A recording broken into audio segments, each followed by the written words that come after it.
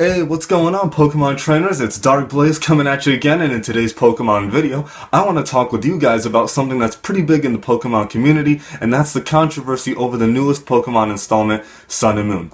Now, this series is the successor of Pokemon in the Kalos region, also known as XY and XY and Z. Now, this saga is very controversial because of the animation, the art style, and after seeing what happened in Kalos, we can actually call Pokemon an anime. However, due to the new installment, I think a lot of people have left the anime, and I can understand why. It looks more like a cartoon again. It's not really what we can call an anime. Granted, the animation style is really good at times, but the art style is just not as good. It's not the quality we had in Kalos. So, in today's video, I want to talk about 5 major points among this controversy, and that is the art style, the animation style, the characters, the much forced comedy of Pokemon Sun and Moon, and Pokemon Sun and Moon's nature. And what I mean by nature is the tone that the new anime series delivers. So, without further ado, comment down below what your thoughts are on the controversy of Sun and Moon. Grab a friend, grab some snacks, and enjoy this video. Leave a like if you like this video, and if you haven't already, you should definitely click that subscribe button. It will help me out a ton in making future videos. So, let's talk about this controversy. Pokemon Master! I choose you!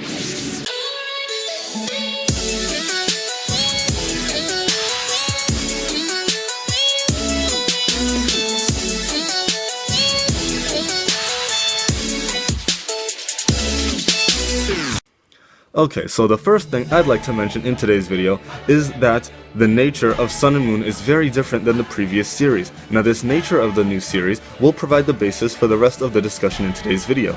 The nature of the Sun and Moon series in the Alola region is very light-hearted, very carefree, and overall a lot more happier than the previous series in the Kalos region. Now, Sun and Moon is also following a pattern that Pokemon has introduced starting with the Sinnoh region. Sinnoh was very serious, but pretty well balanced overall between its comedy situations and its serious situations. Granted, in the end, overall, Sinnoh was pretty much more serious. So then, when Unova came around, in the beginning, it was very happier and more light tone, to make up for the seriousness that we experienced in Sinnoh, to draw kids probably back into its audience. Then we got Kalos. After seeing the funny adventures of Ash, Iris, and Silent, we got a Kalos where it was well balanced between its comedy and serious tone in its adventure, but overall in the end fell towards a more serious outlook, a more mature outlook. In the end, it was very touching and very serious, ending with the very recent Kalos League and Team Flare arc. And then a few episodes afterwards that kind of wrapped up the series. Sun and Moon is following this pattern, at which we have a serious series followed by a comedic series. Although Sun and Moon is doing this in overkill. It's very light-hearted, very happy, very vibrant, and trying to deliver this childlike tone. So that is the nature that plays a big part in the controversy of this anime. The second thing I would like to mention, which also ties into the nature just like everything else will in this video, are the characters of the Sun and Moon anime. Debuting in November, we got a look at the Pokemon games and the Pokemon anime all at once.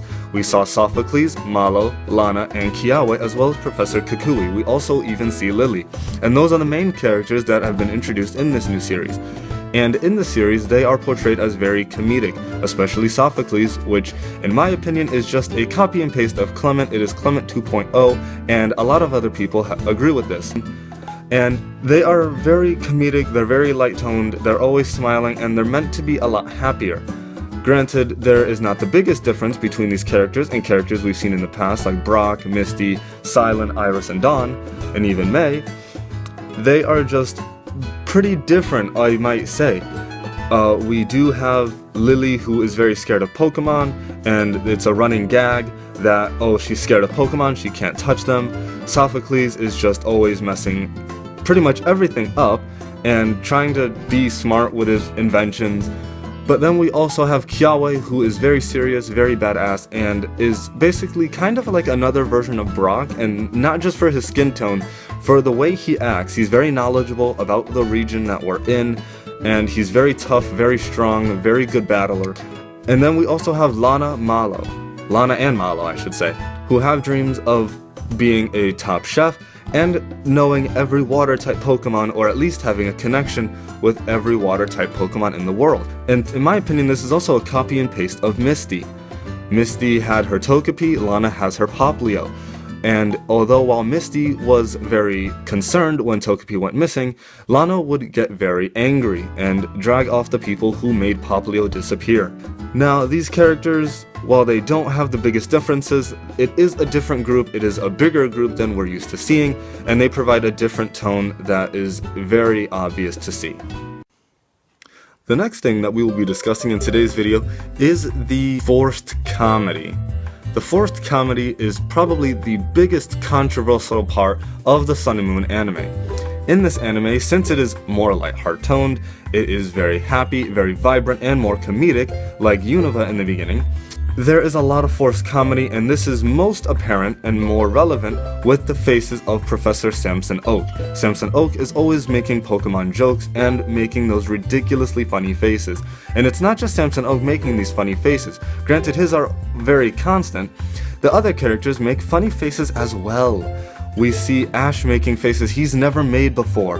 In the first episode, having a star on his eye after getting pinched by a Grubbin. Now granted that is pretty funny, but it's just ridiculous. We see so many weird faces. The animation of these faces at times is very, very funny and very needed at the moment. But for the most part, a lot of it is forced. A lot of it is not needed. A lot of it just feels very forced. And that is a very big part of the Sun and Moon anime, and that is its problem. I think, in my opinion, personally, Sun and Moon needs to take lessons in comedy from all the past 20 seasons. Excuse me, past 19 seasons. And this being the case in Kalos, Unova, Sinnoh, Hoenn, Johto, Orange Islands, and Kanto. All of them had much better comedy than the Sun and Moon. It was not forced. I mean, there were running gags such as Misty and May pulling on Brock's ear, Krogunk using Poison Jab on Brock's stomach, the running gag of Silent doing detective time, the running gag of Clement's inventions always blowing up and Bonnie trying to get Clement away. There are all these running gags, even Pikachu shocking everyone, or Ash getting hit with a flamethrower. All of these things are funny, but the gags in Alola, aside from the fact that Lily is very scared of Pokemon, the comedy is just really forced, and a lot of times it's not needed. So that is a very big part in the Sun and Moon anime. Now the next two areas I'm going to bundle together because they are the art style of Alola and the animation style of this region. Now yes, they are two different things because the art style is the way the anime appeared, showing off settings, showing off characters, and showing off the way the whole area looks. The animation style is the way all of the anime flows, having a Pokemon battle, having Z-moves worked out, and evolving Pokemon.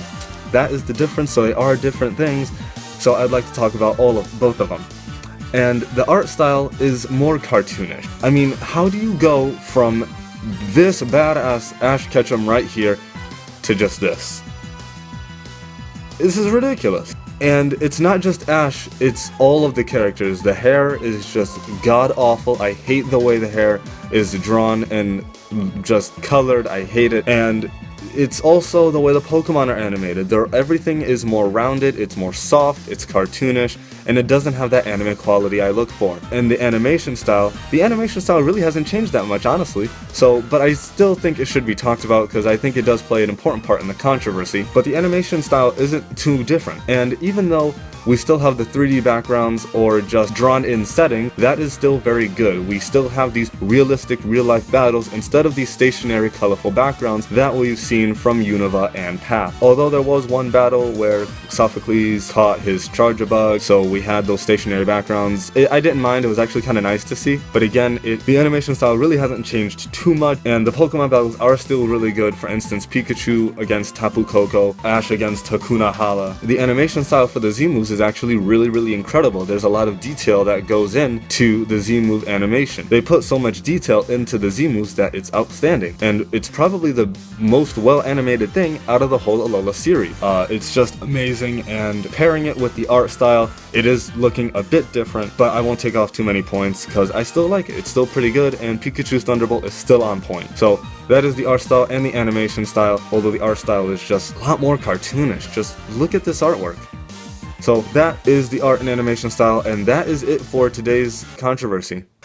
Alright guys, so that is what I have to say about the Pokemon Sun and Moon controversy. I definitely think it is a big impact on the community. I mean, in my opinion, I've seen a great split in the community. It's just one side thinks, oh, Pokemon Sun and Moon is the greatest thing ever. Oh, it's so lighthearted, it's so funny, it's so amazing. Yes, it is, but on the other hand, it's got its bad qualities, which is the other side saying, oh, Sun and Moon is just complete trash, it's awful, and I've heard people say it, and I don't know what to say to them about that. I mean, you can definitely have your own opinion, you're entitled to it, but Pokemon Sun and Moon is overall pretty good. It's not Kalos, it's not Sinnoh, and it's not even Unova. I mean, in my opinion, Unova started out better than Pokemon Sun and Moon, but what are you going to do? Pokemon is going to do what it's going to do. Satoshi Tajiri has his ideas. So there's nothing more we can do than just have our opinions and see what Pokemon will provide for us in the future. So if you like this video, you should definitely leave it a like. It'll help me out in making future videos for you guys. If you haven't, you should definitely click the subscribe button. And comment down below. What are your thoughts on Pokemon Sun and Moon? Do you feel that this forced comedy is forced way too much? Is it appropriate at times and not appropriate? Do you think the characters are living up to their potential so far? Granted, we only have 28 episodes. Do you feel that Ash has changed since Kalos? Do you feel he's the way he was in Unova? Do you feel he's the way he wasn't like he was in Kanto? Do you feel he's still mature? How has Ash changed? What is your opinion about the nature? Do you like this new light heart tone? Do you not like it? Do you wish for a more serious tone? Granted, I think it's starting to go in the right direction. And do you feel that the art style is better? Do you feel it's better, making it more lighthearted? Do you feel it's not, because we just saw Pokemon in its greatest peak ever?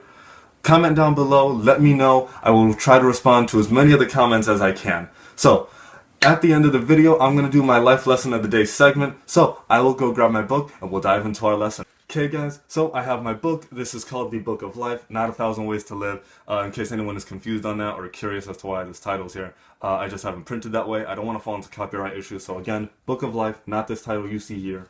So I'm going to flip it open, get a random page, random lesson, and we'll talk about it. Alright, so we have life lesson number 667. Keep a positive attitude. Now, what that means is pretty much straightforward, self-explanatory, what it means. Have a positive attitude. Have a positive outlook on life. I mean, there will be days where you're down, sad, melancholy, just want to keep your head down all day. But you gotta keep a positive attitude. I personally believe to be optimistic is a better path to go. It's just more rewarding. I feel it's more fulfilling if you have an optimistic attitude, positive, because you can stay hopeful. Staying hopeful is just, it's so important, and you want to keep that hope. You want to keep hope alive, and if you can keep hope alive, then there's a higher chance your life will be happier. In my opinion, I feel it's just more rewarding. I feel you'll have more friends, there'll be better connections with your family, you will have a better chance of fulfilling your dreams, and staying positive means you can keep yourself calm. I think that's definitely a benefit of doing that. I can keep myself calm for the most part. I mean, I'm not perfect, but I definitely feel that if you can keep a positive attitude, you have a better chance of just having an overall happier life. You'll be more happy day-to-day basis, and you won't be as sad when you have your expectations kind of shattered. You know, you were expecting this, but you got this, and staying optimistic allows you to see the bright side in every possible way.